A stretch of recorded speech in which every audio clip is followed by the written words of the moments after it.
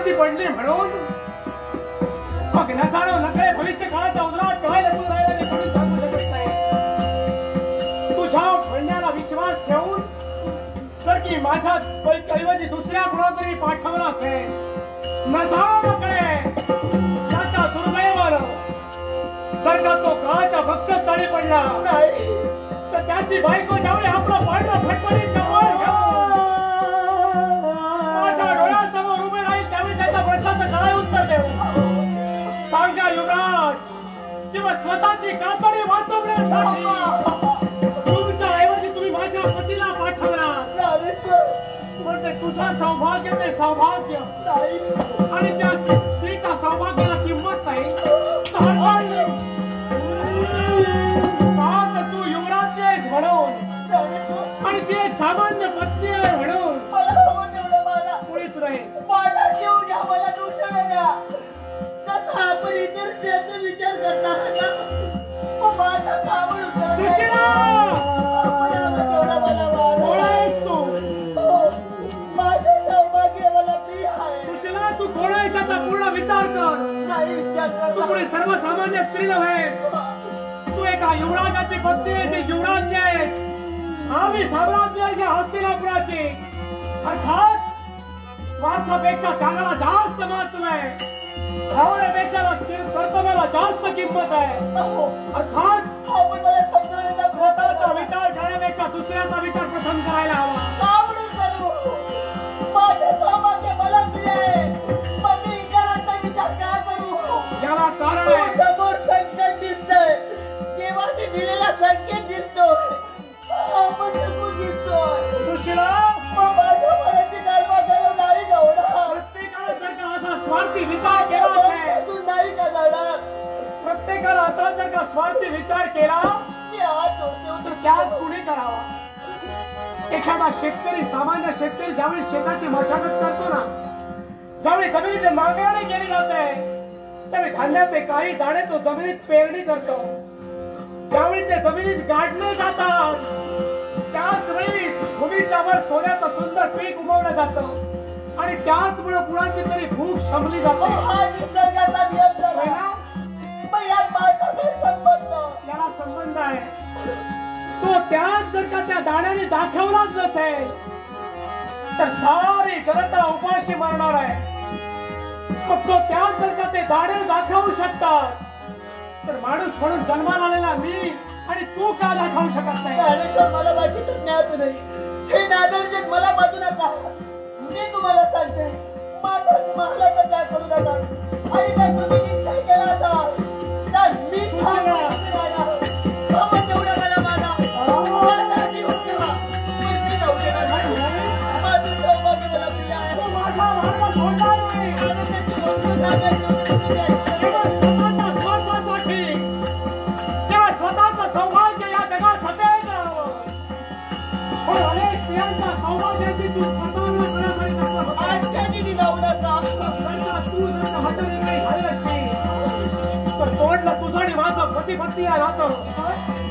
तुझ्या माझ्या प्रेमाचा विचार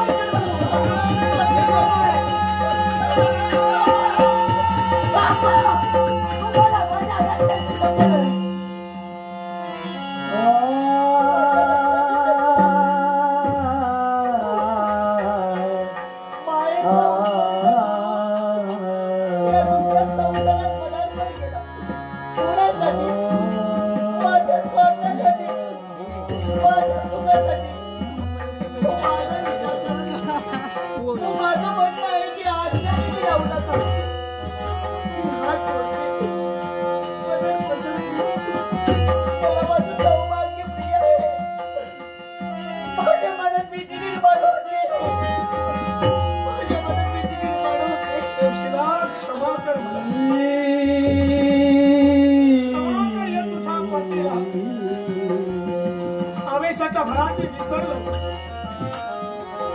मला दिसतंय ते उद्याचं रणमैदान दिसतंय. माझ्या डोळ्यासमोर उभा राहिलेला प्रतिस्पर्धी मला दिसतोय. पण हे दिसत असताना, हे ज्ञात होत असताना मी सुद्धा एक पती आहे. माझी सुद्धा एक पत्नी आहे. तिच्या सुद्धा काही अपेक्षा, आकांक्षा, भावना आहे. याचा नकळत मला विसर पडला. म्हणून क्षमा कर मला.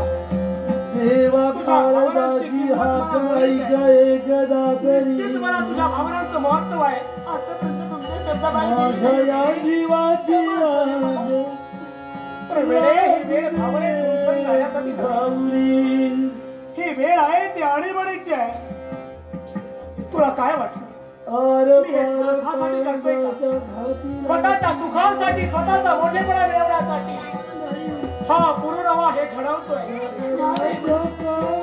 त्या माझ्या पेतून देवतर माझ्यावर सुसंस्कार घडवले. या जगात लहानाचं मोठं करून या विश्वात मानानं कसं जगावं हे माझ्या पेतू देवतर मला शिकवलं. त्या माझ्या पेतू देवतेच्या मनात इच्छा निर्माण झाली. पितृधर्माचं पालन त्याने केलं. मग आता माझी वेळ आहे. पुत्र धर्माचं पालन करणं हा माझा धर्म नाही का? आणि माझी पत्नी म्हणून माझ्या धर्मात माझी अर्धांगिनी म्हणून हे तुझंही कर्तव्य नव्हे का? म्हणूनच तुला समजवण्याचा प्रयत्न करतोय. मागचा पुढचा विचार न करता आणि या प्रसंगाला धैर्यानं तोंड देणे तुझं कर्तव्य आहे. कारण एखादी स्त्री जर का खंबीरपणे पतीच्या पाठी उभी राहिली असेल तर विश्वास कोणती अशी बाजूने शक्ती नाही. काळाचा जवळ फाडण्याचं सामर्थ्य त्याच्या भावनात निर्माण होणारच आहे. म्हणूनच आनंदाची गोड शिकवणी मी तुम्हाला देणार आहे. पण मला एक वचन मिळणार का? वचन मला वचन हवं. काय वचन हवंय तुला? पण ते वचन काय असेल?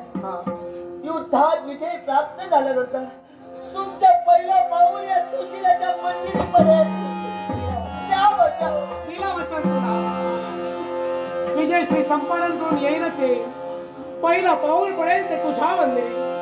पण लक्षात ठेव ऊस ते डोळ्यातील अश्रू नकोय. या रडक्या डोळ्याने मला तुझं मुख पाहायचं. सारे अश्रू पुसून सुहास देणारं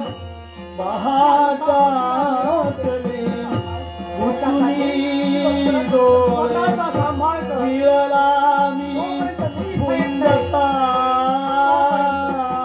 स्वतःच्या जीवाला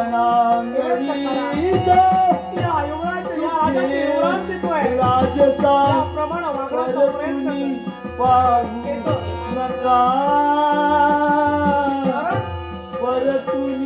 सुशीला,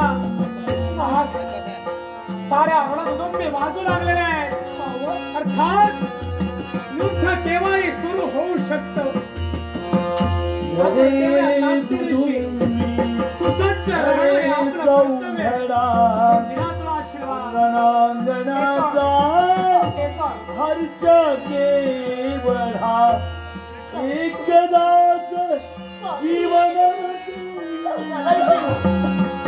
असली ही घटिका